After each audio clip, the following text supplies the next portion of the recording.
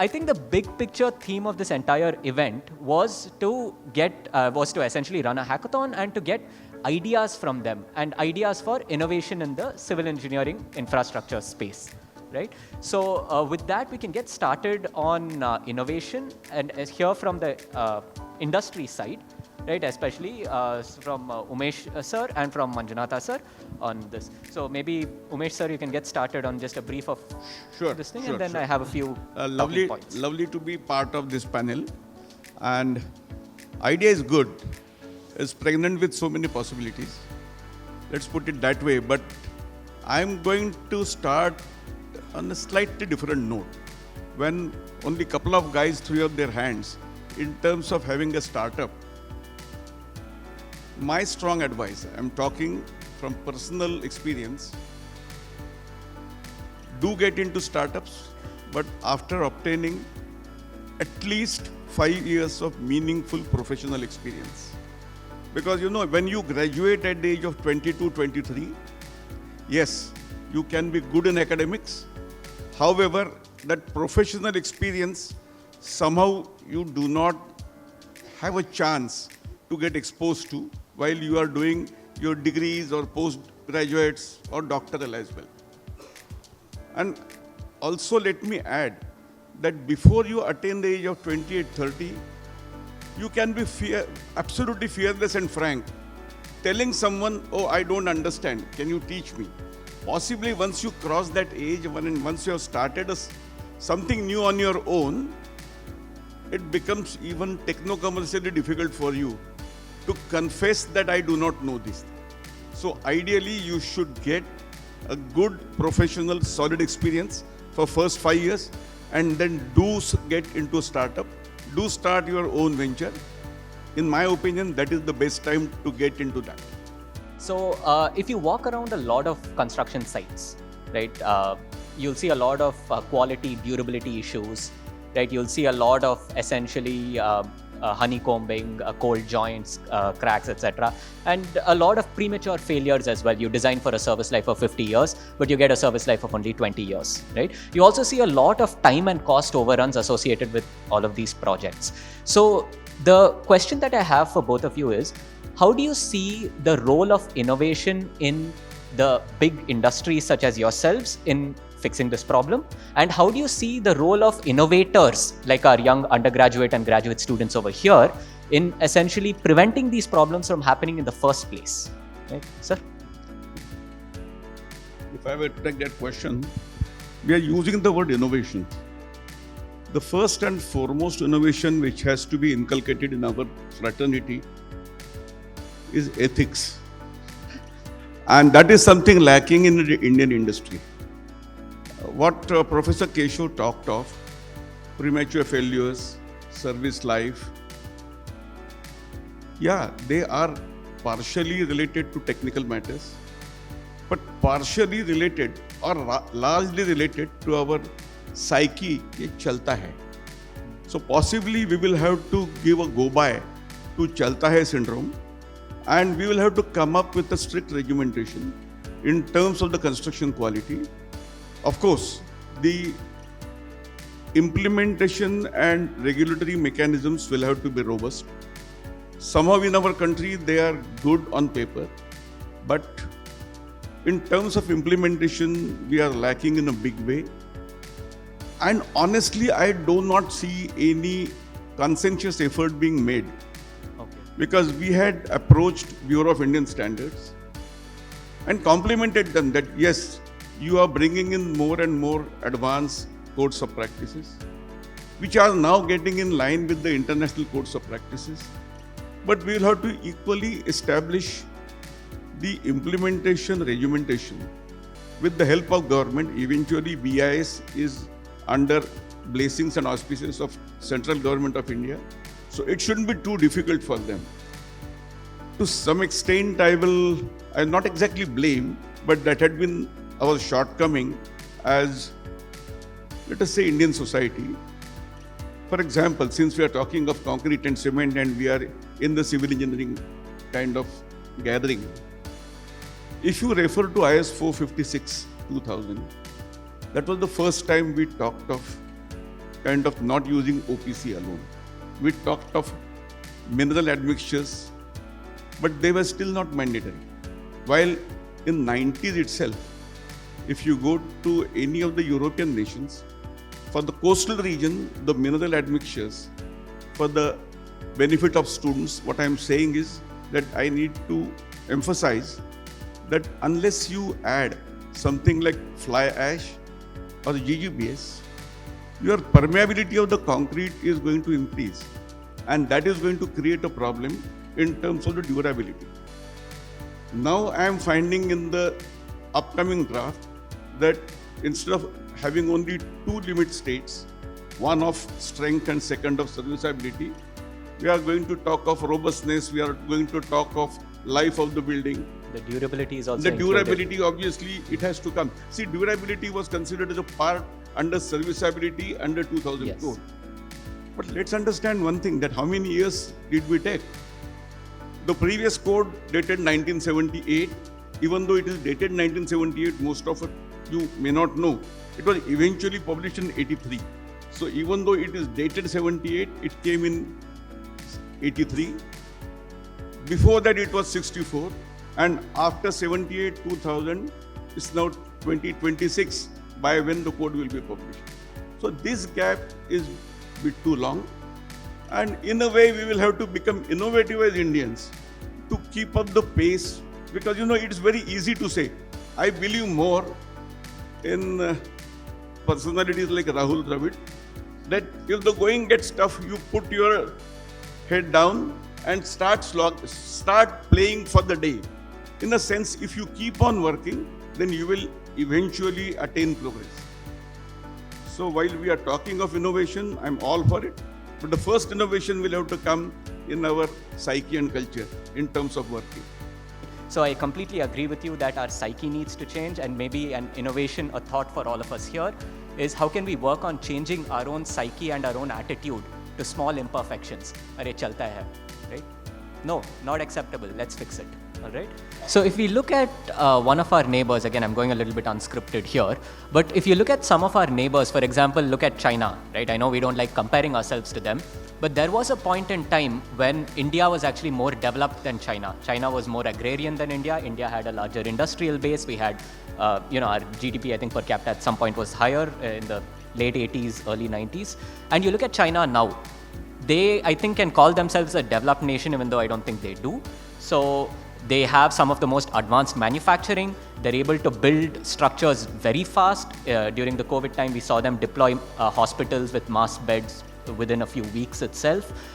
They have some of the fastest speed trains, and they have what I would call some of the most advanced civil engineering infrastructure as well, right? So why do you think, sir, that China has been able to innovate so rapidly? So what should we do as a country to, I would not say to mirror them or to copy them, but to grow rapidly in our own way that is best for our own country? But what should we do differently to grow rapidly? So in a way, what we need to bridge the gap is in terms of commitment.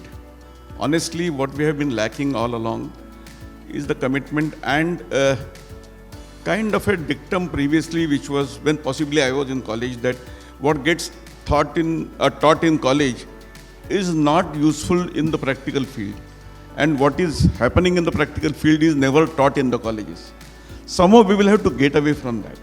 The reason civil engineering started going down, because we started to divorce theory from the practice, and in reality it can't be.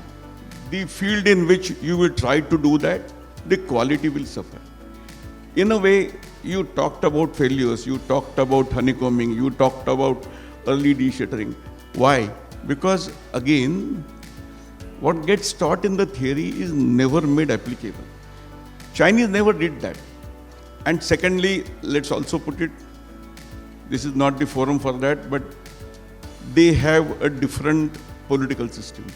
We are in a democratic forum. Absolutely. But that's why I would like to leave out China and look at even a country like Thailand.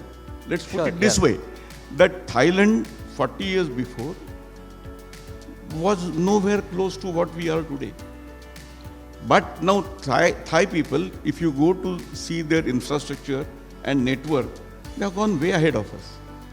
For the simple reason, the commitment which is shown by the society in terms of marrying the correct practices and the education, that is something we will have to bring in. And that's why when people talk of innovation, I always say that first we will have to innovate in terms of our lookout, in terms of the technical field. See, the technical field is business, no doubt about it. But business can be successful with ethical means. So that is something we will have to imbibe upon on our society. We are not short on good manpower. We are not short on intelligent people. We are short on commitment to the society. And that's what we lack. The moment it will start coming in, we have all the wherewithal in terms of technical knowledge.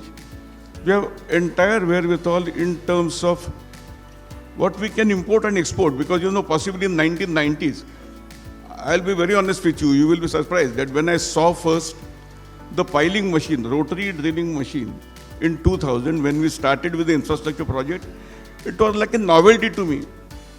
अरे यार 35 बरस ये tripod से हम piling करते क्यों बैठे थे? Why these rotary machines were not available? In 2002-2003, we had first import of rotary pile boring machines. Now that is not the case. We are having all the new equipments. So it's now for our young friends to rise up. They will have to throw up their hands and say, no, this is the way I will only do technically correct work for whatever. Because the major complaint nowadays, I come from the industry, that the graduates who come out of the university, simple word is they are not employment ready.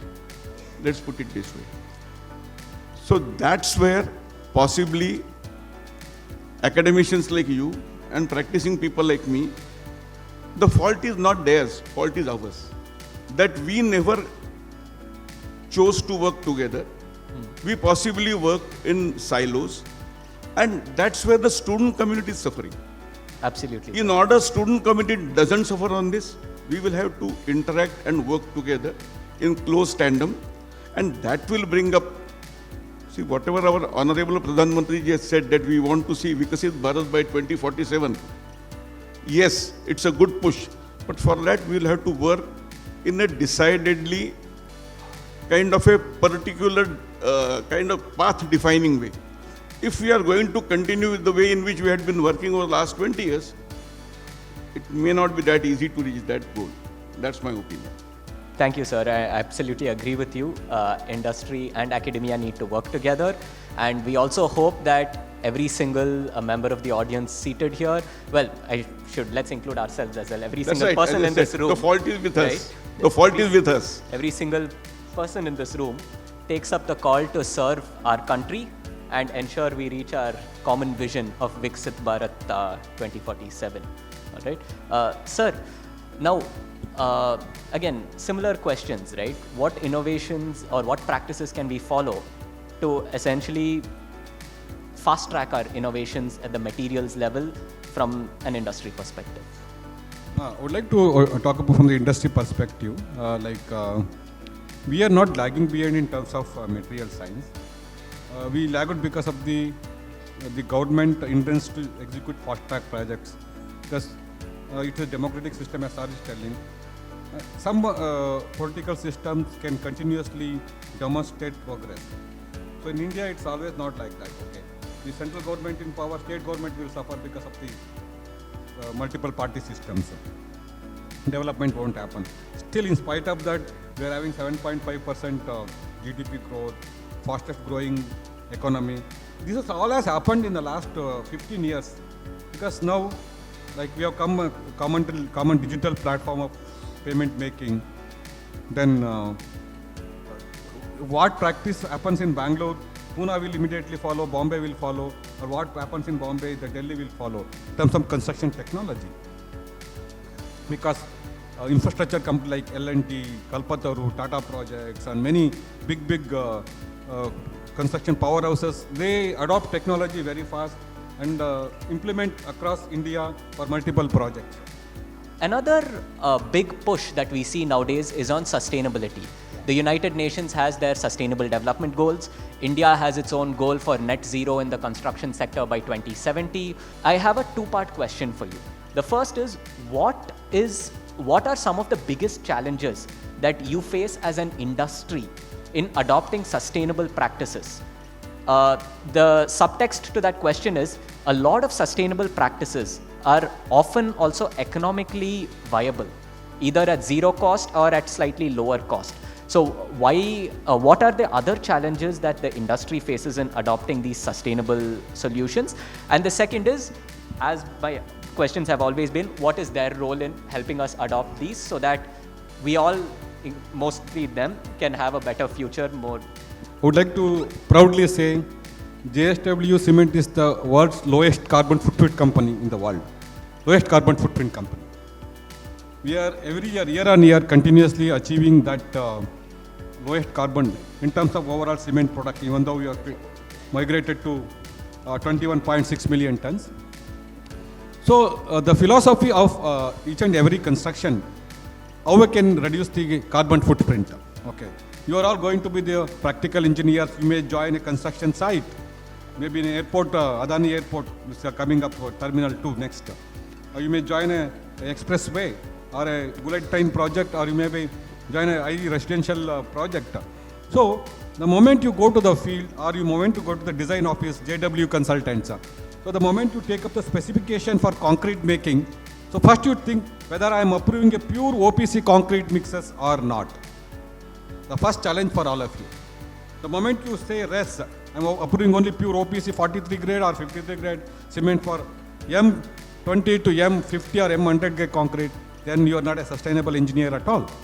So the whole idea is that the moment you become a practical engineer, either in the field or either in the design office or the planning office or the government office, you join a government service or a policy making office, should adopt, because we have already declared that by 2070 India will be net zero and 2047 will be Vikasit Bharat. To achieve all these objectives, the issue is that the time has come now to be real.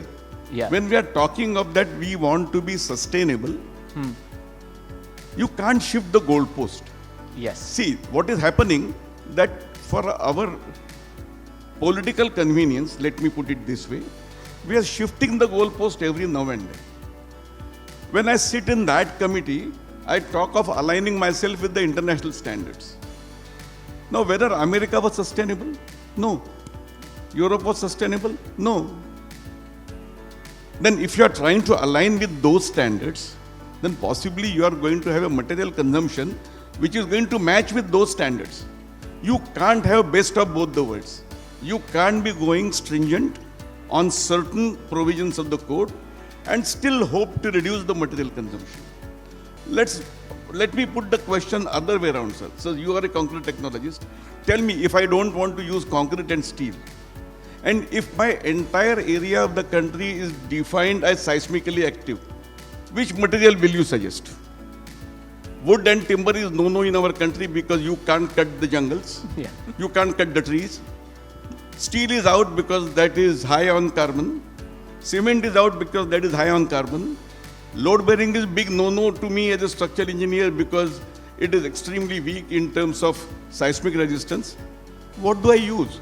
The question that we are talking about right now is essentially the panel discussion is on industry's challenges, and the discussion point that we have come to is sustainability. So there are a lot of readily implementable tools for sustainable practices to lower our carbon emissions. What are industry's challenges in adopting those sustainable practices? That's part one of the question. Part two of the question is, we have a dynamic young crowd of young innovators, undergraduate students, graduate students, who have a lot of great ideas, etc. What is their role in helping us achieve sustainability and net zero in the construction sector? Sustainable means you have to see what can be done for the mankind, how we can preserve the natural resources, whatever wastes which are being produced, how it can be reused, okay, and how we can get technology into or AI into the construction. I'll just take a few minutes to explain how things work. You know, if I open my mobile today, I'll have a dashboard which says me exactly how much work has been done today. Means as a contractor, I'm interested in what is my cost. And second, I'm interested in what is my revenue, right? Because I'm doing business, right? And third is what is the productivity of the people who have deployed, right? And then is my work going as per the quality standards and the safety standards? Because today India has gone from rural to urban, now it is going ultra urban, right? There are cities which are at tier 1, tier 2 and tier 3, and then things are moving, things are developing at a very fast pace. So important is how we should be able to meet the requirements. Give your best, okay? And take the world at a stride and things will fall for you, for sure. Thank you, sir, for those inspiring words.